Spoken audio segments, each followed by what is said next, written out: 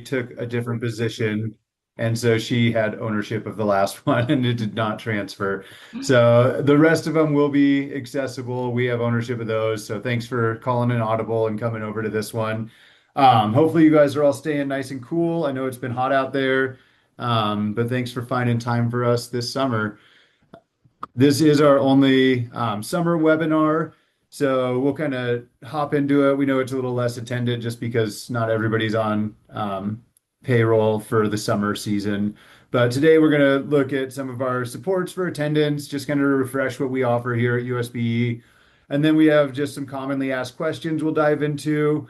And then some updates to the attendance legislation. We've still been working through those bills, and then kind of giving you some updates on where those are headed for the new school year.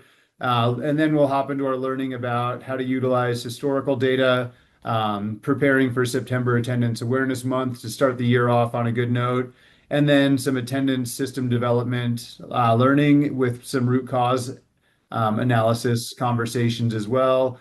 And then we have a scenario and next steps, and then we'll send you on your way with an exit survey and stay on for some questions as well.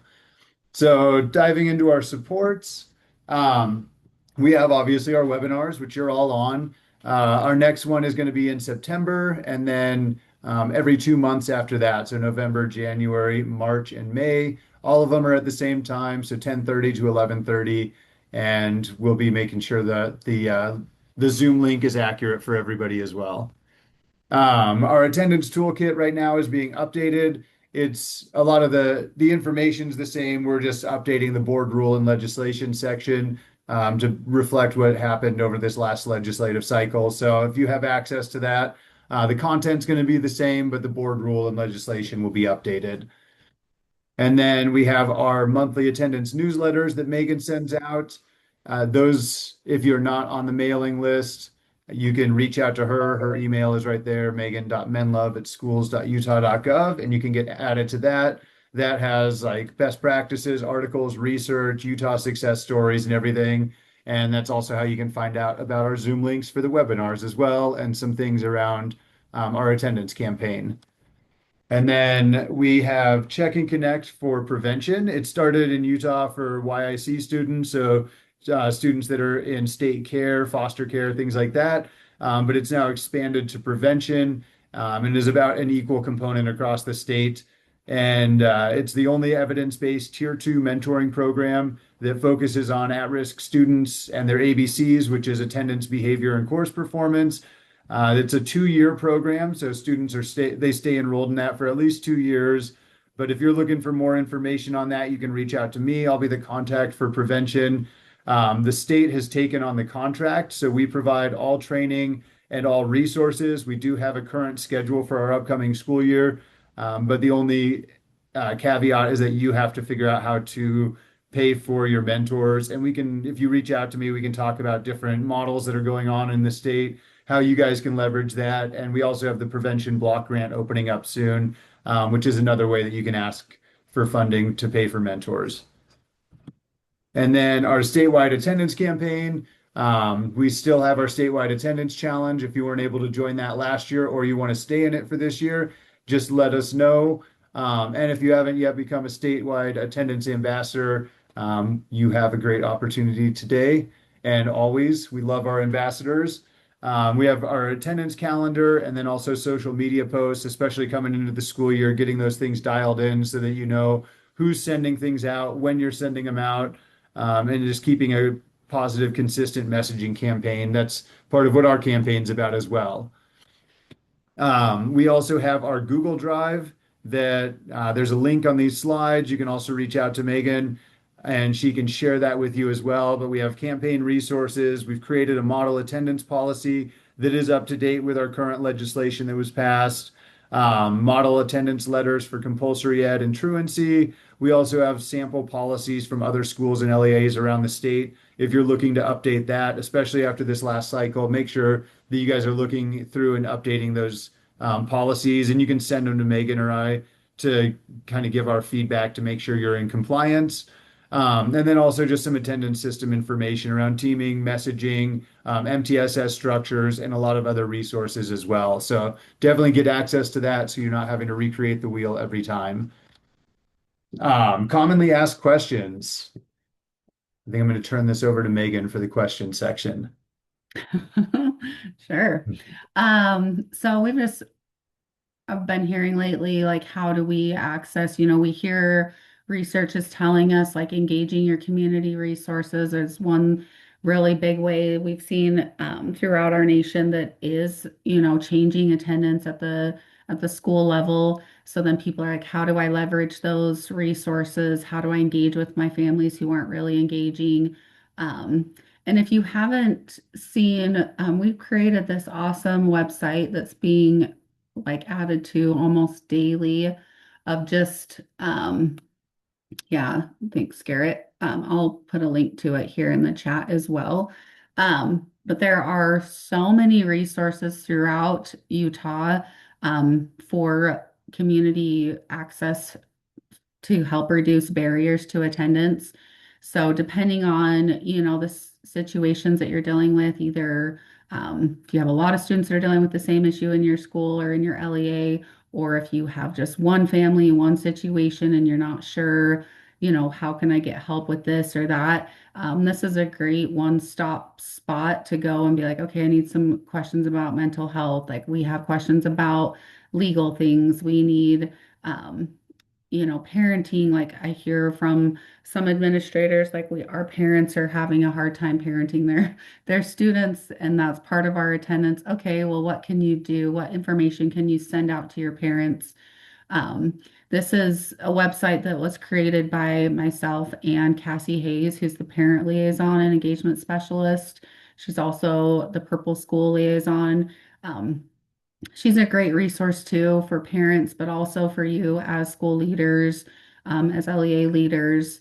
If you're having a hard time with parents or you want resources of how can you engage your parents more, she's a great resource. She sits on our attendance team. She helps us. She's helped, obviously, she helped me create this website. We decided to put it under the parent portal. So it's available to parents as well. So if they're looking for resources of how do they get help, that there's an easy way. So this is a great website to include in your back to school stuff, in any sort of newsletters you might be sending out. You could also link it on your website. Fortunately, this website is awesome because it does link directly right there, and all the information as soon as you click on it is right there. But then it also has a lot of other resources for parents, like talking if they have questions about school fees, if they have questions about bullying, if they have questions about special education, if they have questions about school safety. This is a great place. It's also part of, I know there's some legislation about the parent portal and how you have to send that out every year as an LEA to all parents. So this is another way to get that checked off your list. But also, as you're leveraging your own community resources, summertime is a great time to go out and to meet with people in your community, talk to them about the attendance concerns you might have at your school or in your LEA and ask them, like, how can we work together? And we have a lot of people who are doing things with businesses that are surrounding their schools, people, prominent families that might live in their community. How do we, encourage them to push students and families to be at school? So just some commonly asked questions we get. And we are going to talk a little bit more with about engaging families in our scenario at the end of this webinar as well. But wanted to share this resource if you don't already have access to it. It's such a great place to gain information yourself, but also to share with your families. And then I think we're going to go into the legislation. We've have talked about this if you've been in other webinars, other meetings. We've kind of gone through this information, but we wanted to continue to share this information mostly because there's a lot in it. And if you have not already been updating your attendance policy, then you are going to want to do that this summer before the school year starts to include each of these bills and the changes that have been made. The first bill is, if you aren't familiar, is HB 145. This was sponsored by Representative Albrecht and Senator McCall. This is the bill that allows parents to provide any reason to excuse a student's absence from school as long as the student's GPA is at or above 2.0. Because the bill does not say whether this is a cumulative or current GPA, that is up to you as an LEA to decide what does that look like in our LEAs, and then how are we going to communicate that out to our families. If you are, some LEAs are already allowing parents to excuse for any reason. Some are limiting parents to the list of valid excuses that are within state code. This does also add the events such as mountain biking, shooting sports, or the youth development program by Utah State University. That adds to reasons why parents can excuse absences. Just another clarifier, if you haven't been in any of our other webinars, these are not school excused absences. This does not mean that you're school excusing students for mountain biking. Or like rodeo last year, we had a lot of schools that were asking that question, and LEAs. It just means that parents now, added to the list of valid excuses for parents. So that's the first bill. This one I think is really important that you have in your policy what it is that you're going to actually allow parents to excuse for and the process for excusing absences. So if you don't have that, it's in our model policy, but also just another plug for that. The next one is HB 502. This bill has a lot in it. Um, and we actually have just created a task force at USBE to tackle this bill because there's so many moving parts that are so important that we actually understand better as USBE, that we can help teach you guys and teach our LEAs in our schools. But just as kind of an overview, this is the one that talks about citizenship grading policy and standards. Those standards have not been established yet. So if you're want to know, do we have USB citizenship standards established? No, we do not yet. Is that going to happen? Yes. It also talks about the scholarship program tied to the citizenship grade, and that is also in the works. But obviously, we need citizenship standards before we can have a citizenship scholarship. So one step at a time. This bill also allows 7th through 12th grade teachers to base up to 10% of their final grade on class attendance. This also allows LEAs that you can create an attendance grading policy for no more than 20% of a student's grade. This is important to understand before school starts. I would definitely recommend as an LEA and as a school that you have a process. Teachers, the law is very specific that teachers can base up to 10% of the final grade regardless of what the LEA policy is. But obviously, our recommendation would be that that is in disclosure documents and that that information is created and given to parents. Obviously, the transparency there is crucial for teachers and then also as school and district leaders that if your teachers are doing that as well. Okay, you This also, yep, have a go question ahead. on that. Yes, If I recall, the bill said that the citizenship grading goes into effect in 2027. Is that yep, correct? So can yeah. you add the 10% now, or is that not part of code right now? No, the 10% is not part of citizenship. That's separate. The citizenship grading is separate than the grade. Yeah. My apologies. Is the 10% for attendance allowed Oh, right now this upcoming year? yes. Is that 20? Yes. Yeah, that went into effect on May 6, 2026. Okay, perfect. Thank you. Yes, thank you for asking that question. It does talk about, it says if an LEA adopts a policy for course so if you do adopt a policy that permits attendance to account for more than 10%, but not more than 20%, it does say that you have to publicly post it, um, including through the parent portal. You have to specify which courses the policy applies to, permit valid excuses to be excluded from attendance-based grading calculations, and establish reasonable limits on the number of valid excuses that may be excluded.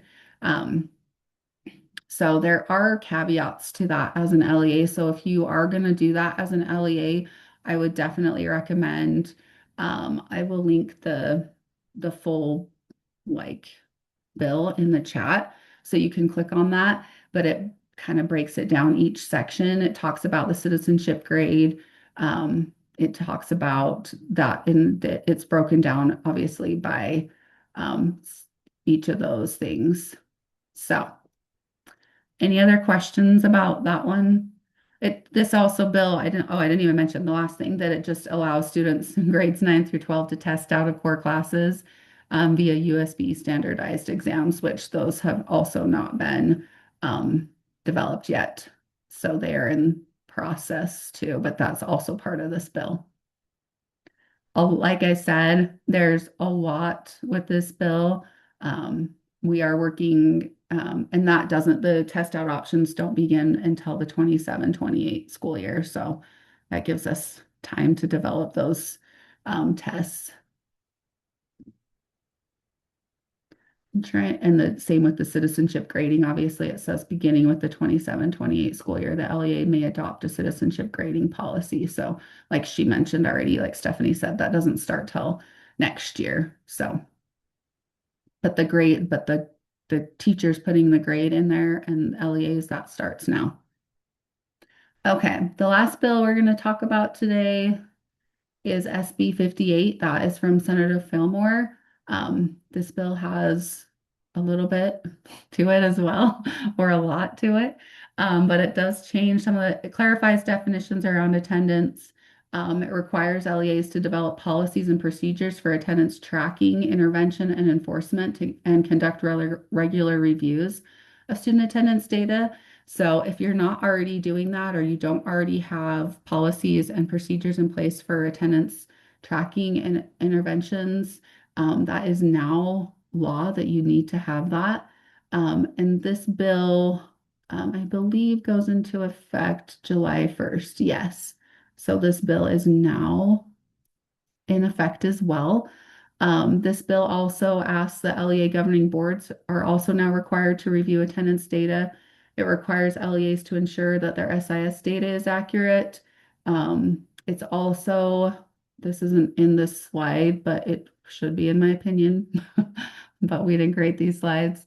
Our policy team did, but I just think it's important to point out that it does talk about notifying parents within 2 days. This is what it says. Notify parents within 2 instructional days of a student's unexcused absence, including the total number for the school year. So that's also an LEA, that's at the LEA level. We've had a lot of people asking questions about that. Somebody was like, we're going to hire a person to call all of our parents about. I was like, don't do that.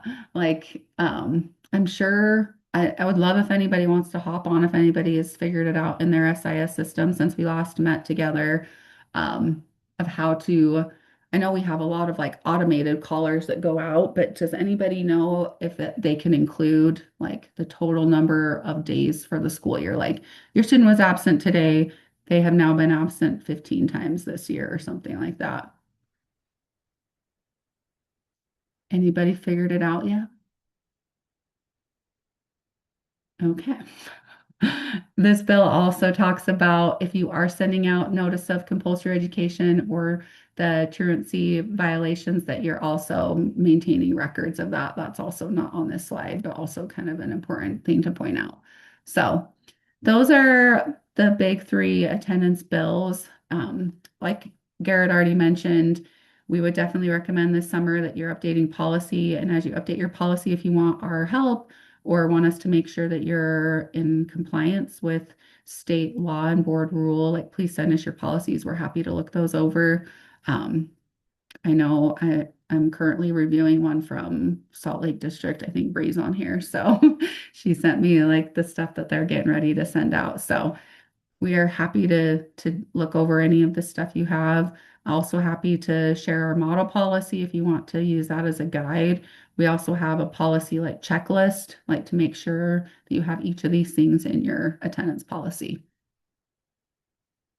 All right, I don't hear any questions, so I guess we'll move on to some more learning, less legislation. Thanks, Megan. We wanted to talk about utilizing historical data, whether you're getting that off your SIS system, if you have an early warning system that you've been using. I know some are getting Panorama, and so you'll have that historical data moving forward, but maybe not immediately off the platform. But how you can use this summer to start developing some different approaches to students and families. And so, kind of looking at what data points people are looking at over the summertime to help start the year off by addressing chronic absenteeism. They're starting to look at students that were previously chronically absent for the school year, but also even looking at who immediately starts the year chronically absent. So the first like August, September, October, those first 3 months, to create subgroups, and then looking at the school year as a whole to identify the most commonly days missed or even time periods. I'm sure a lot of you are aware it's typically the day before or after a break, or also right before our longer holiday breaks, things like that. But there could even just be other days during the week, like Friday is always a common one that we hear. But how you can create a messaging campaign and things like that around those, or even looking at your school calendar to address some of those issues. And then students that have received attendance interventions. So just trying to look at the fidelity of that implementation, looking at how many students received certain ones, did that work? How many students should have had it based on their chronic absenteeism but didn't receive an intervention. So just kind of reviewing that system as a whole. Um, and then also identifying families that have more than one student that meets these criteria. So maybe like a high school, junior high, and elementary student, so that you can start looking at how you can support that family overall because you're going to have kids at multiple grade levels and possibly multiple campuses. And then looking at high attendance days and what was happening to replicate it. I know in Ogden School District, we identified that our days that we had food pantry items come in were really highly attended. And so instead of having that be once a month, we looked at how we could have that be twice a month or even weekly so that we were just getting more kids showing up to get food, which also got them into the door. And then looking at other ways that we increased attendance on those days. We did also find out that our remote learning days that happened like once a month, our system always marked kids present, except for the kids who had excused their own absences beforehand. And so that also changed the 10-day drop and other systems, which allowed us to look at that system as a whole to say, like, this isn't actually working. Like, how do we track attendance on those days without reverting everybody and to being here? And how do we make this more effective? So taking that time over the summer is really important. Also, looking at the teachers taking attendance, percentages, and numbers. Are there different things that you need to come into place as you're onboarding teachers at the beginning of the school year? And how can you start to have that push so that you have more accurate data? And then also, I think we just talked about the intervention effectiveness, how that looks, what systems you have in place, what interventions work, what doesn't, and are you actually tracking those to show growth so that you know what you can do in certain situations and creating that intervention library. Um, some solutions that people are looking at over the summertime, starting the year with family engagement for identified families, creating a strong messaging campaign around commonly missed days, how there's still learning taking place, what learning's happening over those days. Sharing your policy and procedures with all stakeholders at the beginning of the school year. So make sure you update that, make sure you get that approved by your boards, and then also make sure you're sharing that out on your website, on your social media, even at back to school nights, like preparing that so families know what your policy and procedures are at the beginning of the school year. We have leadership creating watch lists and assigning staff to connect with families early before absenteeism becomes chronic. Assigning students a check and connect mentor if you have that in your school or district. And then looking at students that are transitioning either like from elementary to junior high or middle or junior high to high school, and seeing those students that are already at risk, the ones that are coming into your new campus, and how you can start to develop relationships and build connections with their families. We also have some schools and districts that are sending postcards to families over the summer that have been identified as at risk.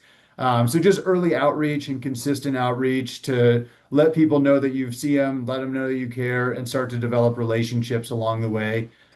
Um, I don't know if any of you guys are utilizing any data or any outreach. We will have a breakout session here in a second. So if you guys have cool ideas, feel free to share it there. Another thing we wanted to talk about, since we don't have another webinar until September, is September Attendance Awareness Month. That's something that's been taking place for years, and it's something that we try to promote. Our attendance campaign has a lot of resources around that. Attendance Works also has a lot of resources around it. But basically, what it is a month-long campaign to emphasize the importance of regular attendance and the impacts of chronic absenteeism. It's a good time to start the year to raise awareness about attendance or absenteeism and how to address it. And it's also a call to action for schools, families, and communities to work together to improve attendance. So, why should you promote Attendance Awareness Month? We know that regular attendance is a predictor of academic success and student achievement.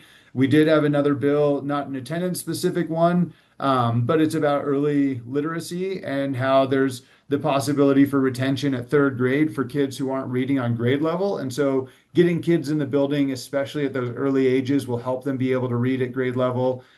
We also know that chronic absenteeism leads to various negative outcomes like academic struggles, social emotional difficulties, and increased risk of dropping out.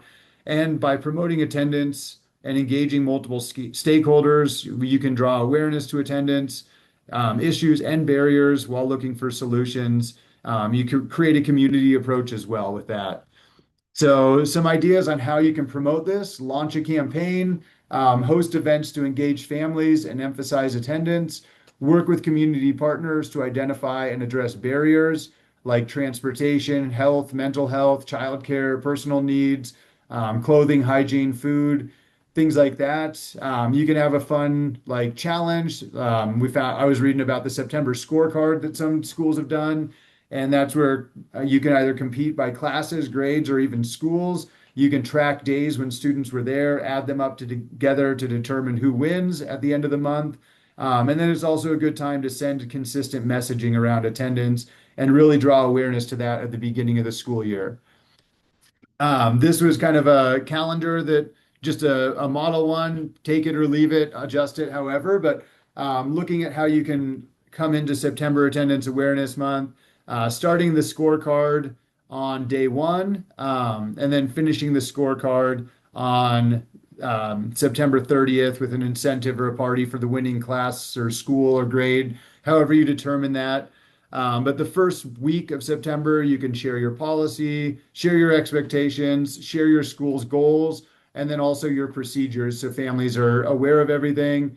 You could have a spirit week one of the weeks, looking at like a superhero theme, school colors, Utah attire.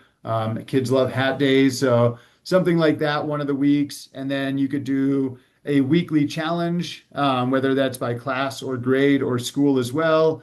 You could also look at a community engagement week where students have the opportunity to sign up for clubs one day, after school programs one day, community resources or partners could come in a couple days that week, and the parent teacher organization can come in. Kids can sign up for things, teams, clubs, everything like that. And then messaging around sharing impacts and sharing benefits. So just a sample calendar of what others have done, kind of combined in different forms, but having it planned out ahead of time will help you. And now it's July, so you have a couple months before September hits, or I guess a month and a half. We're gonna have a actually based, yeah, we have time for a fast breakout room. So in your breakout room, let's look at like what are you or have you done to promote Attendance Awareness Month? Or were you even aware of Attendance Awareness Month?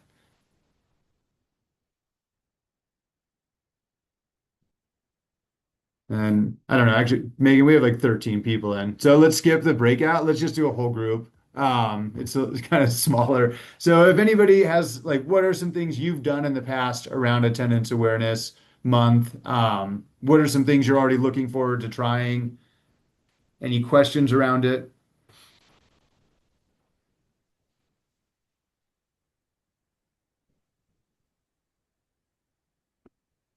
All right, crickets. Sweet.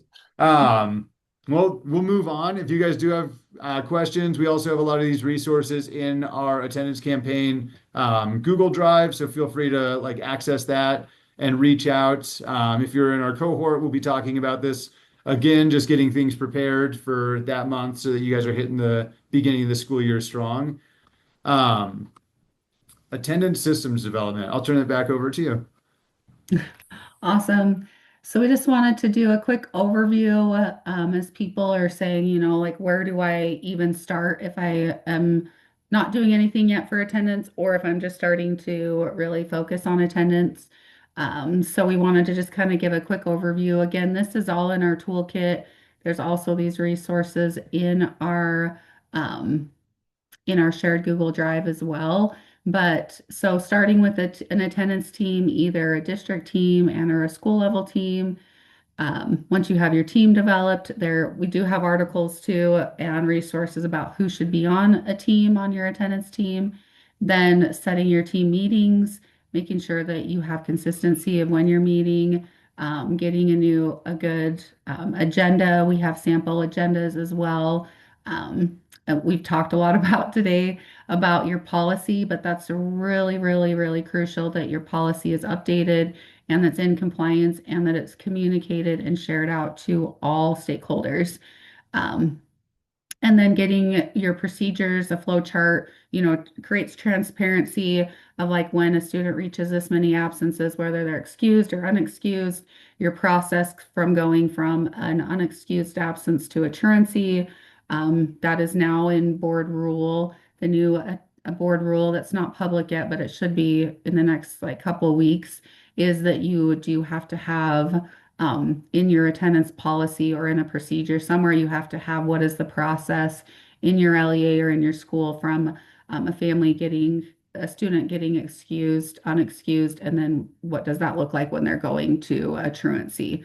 So having that set up a procedure so parents know, students know, your teachers know, everybody is aware of what is our approach to interventions, but also to prevention. And then your data attendance and attendance data analysis, like do you have current accurate attendance data? Are your teachers taking attendance? What are you doing if they're not? What are you doing to promote that?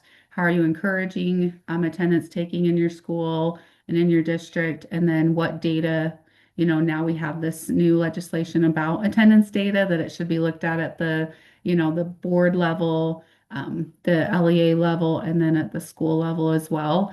So really using that data like was talking about to help drive those things that you're doing.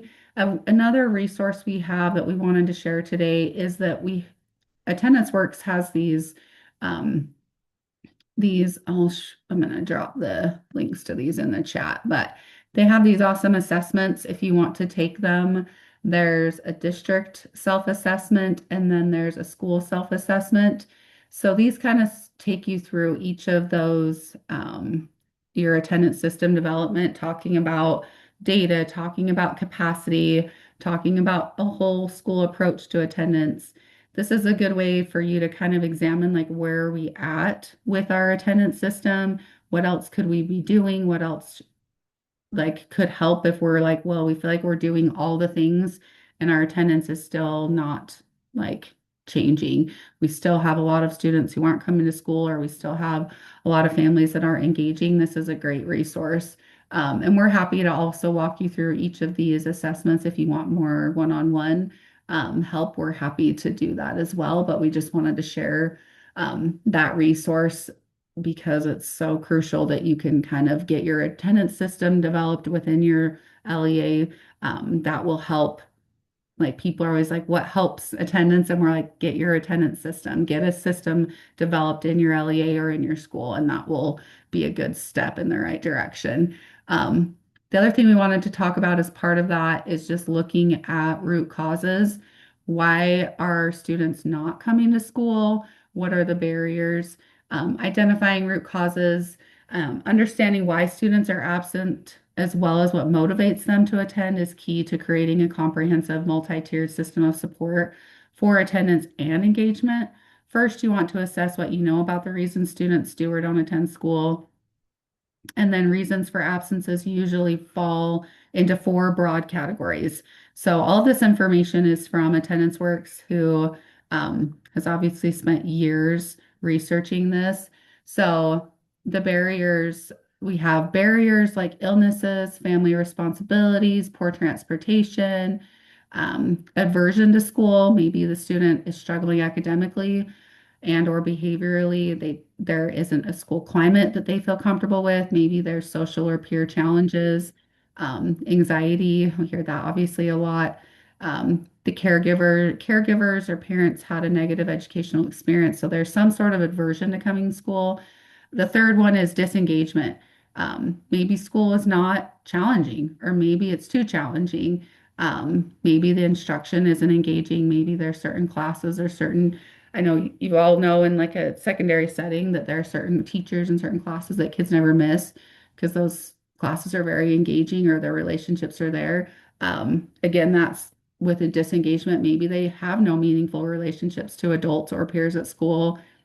Maybe you need to work through those conflicts, or maybe they need to work to help take care of family and stuff like that. Then there's misconceptions, missing 2 days per month. Maybe they parents don't think it really affects learning. Um, so those are kind of like the root causes, those four broad reasons. There is also some resources for addressing root causes. This root cause information, the just kind of takes you to what this information was that was on the slide before. I'll share these links in the chat too if you want to open them. But this, yeah, it takes you to that, those four different um, causes, the root causes for why students don't come to school.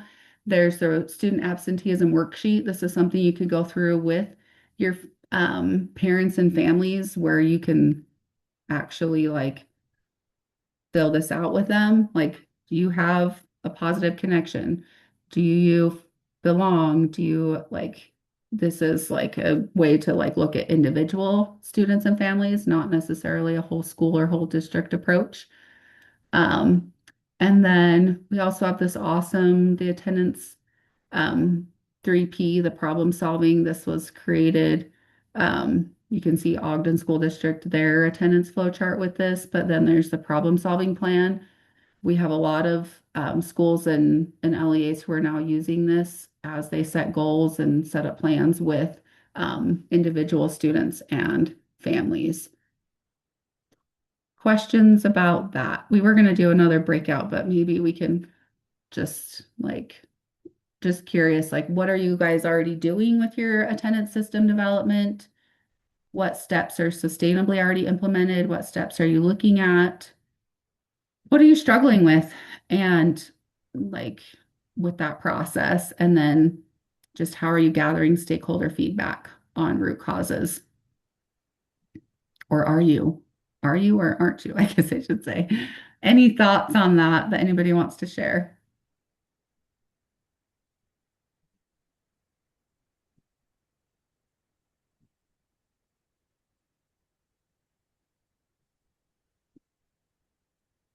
All right.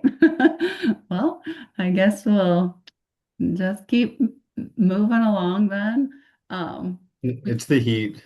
yeah, I know. Nobody wants to talk because it's hot and it's July and you guys are Yeah, all it's all like, good. it's all good. Um, we do have this scenario that I thought was interesting.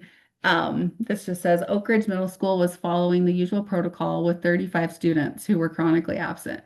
I was like, oh, only 35? Like, what an ideal situation. I know I never worked at a school where I only had 35 students who were chronically absent, but they were sending letters, making phone calls, doing home visits, and none of those traditional methods were having any success with these families. They noticed that all of these students lived in the same apartment complex, um, which is like, what an awesome opportunity, right? They all live together. That's maybe they're all, missing school together. I don't know. So instead of showing up in formal attire with clipboards and staff members, they rented out a local neighborhood community center room right in the heart of the apartment complex where most of the chronically absent students lived. They used this community center to host a family connection breakfast where school staff came to build relationships with these students and their families. They didn't talk about attendance, just made connections. Staff then followed up with phone calls the next week with each family who attended to give them community resources to help address each attendance barrier for the individual families and students. So, like, I know all of you are doing a lot of awesome things similar to this, but the questions we had was, what community resources are available in your area that could help address attendance barriers? How can schools and LEAs build strong partnerships with community organizations and with parents? And then what challenges might schools face when connecting families with community resources? So we kind of talked about this earlier about connecting to community resources. But I'd love to hear from some of you if anybody wants to share, or if you have a way that you're also engaging your parents. I know there are a lot of awesome things happening in your guys' school, so we'd love to hear those.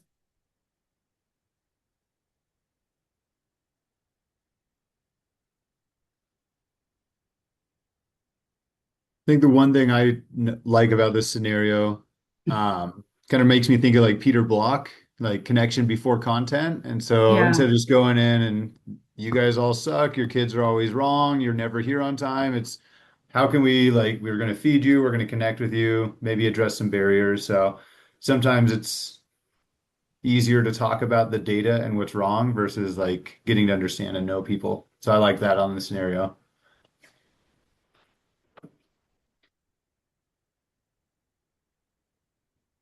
Any other thoughts that you guys have or questions you have about engaging with parents or other ways that you guys are doing that within your own schools?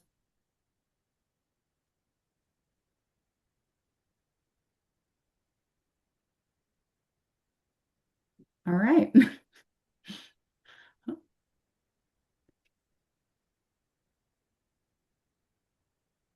Well, I think looking at next steps moving forward, look at your previous year's data over the summertime when you don't have students and families as often. I know you guys might still be engaging with some families here and there, so that you can start with early outreach, start creating those subgroups and identified families and students that might need additional support. Start to develop a plan for September Attendance Awareness Month, whether that's going to be district led, school led, if there's going to be certain challenges, how that can look so that you're promoting attendance as the school year gets rolling. And then even looking at what kind of data components you might want to track to see if those Attendance Awareness Month campaigns actually have the desired impact based on the previous year. And then also access our Everyday Counts Google Drive so you can look at resources. There is a lot that is already there for September Attendance Awareness Month, so you don't have to feel like you're recreating everything. Take it, borrow it, use it, change it, whatever you want to do. That's why it's there. And then consider how you want to help identify root causes in your own school or LEA. I know that I always lead with a lot of assumptions and then find out that they aren't always accurate. So it's kind of good to start figuring out what people are actually saying and those whys behind why people aren't coming. Um, we do have an exit survey, so we'd really appreciate if you guys took the time to fill that out, figure out what more you guys are looking for, and how we can start to address some of the things you guys are looking for as well. And we will stay on if you guys have any like questions, if you're waiting for question time, that right now is a good time.